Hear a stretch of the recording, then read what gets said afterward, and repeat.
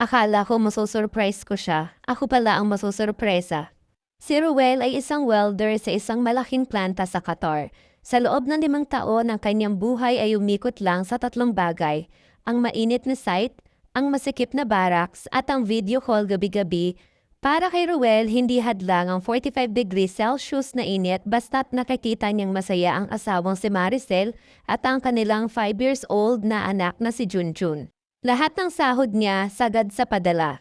Tiis muna ako dito, Sel. Madalas niyang sabihin. Para sa extension ng bahay natin yan at para makapag-enroll si Junjun sa private school. Itong huling 6 na buwan napansin ni Ruel na madalas mahina ang signal ni Maricel. Minsan hindi ito sumasagot sa tawag dahil nakatulog ng maaga o namalengke. Iniisip na lang ni Ruel na baka pagod lang ang asawa sa pag-aasikaso na itinatayo nilang paupahang kwarto. Magbabakasyon sa Pinas nang walang nakakaalam si Ruel. Gusto niyong makita ang reaksyon ni Maricel kapag bigla siyang sumulpot sa pinto na may dalang malaking kahon.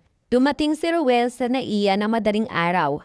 Pagod pero bakas ang pananabik na sumakay siya ng taxi pauwi sa kanilang probinsya. Pagdating sa harap ng kanilang gate, napangiti siya. Maganda na ang bahay, pintado na at may bago pang gate.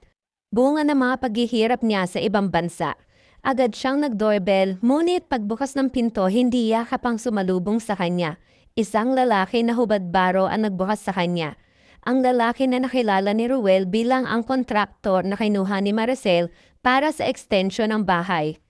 Han, sino yan? Tinig niyang sabi ni Maricel. Ruel? Anong ibig sabihin nito?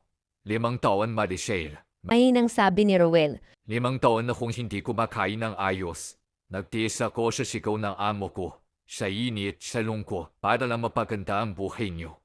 Tapos ito ang ipupungit sa akin. Umiiyak si Maricel at lumuhod. Patawarin mo, Ruel. Nalungkot lang ako nung wala ka dito. Siya ang laging nandyan nung may sakit si Junjun. Nung kailangan ko nung kausap.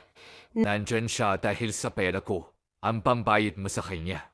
Ang bahay na ito, ang kinakain niyo galing sa pinaghilapan ko. Umalis si Ruel ng bahay na bit-bit ang kanyang mga maleta na hindi malang nabuksan. Ang mga tsokolate ay natunaw na sa loob ng box. Tila simbolo ng kanyang mga pangarap na natunaw sa isang iglap. Hindi niya alam kung saan pupunta. Sa bawat kanto ng kanilang bayan, nakikita niya ang bunga na kanyang padala. Pero naramdaman niyang wala na siyang uuwian. Ang dating tahanan ay naging isang gusali na lang na puno ng kasinungalingan.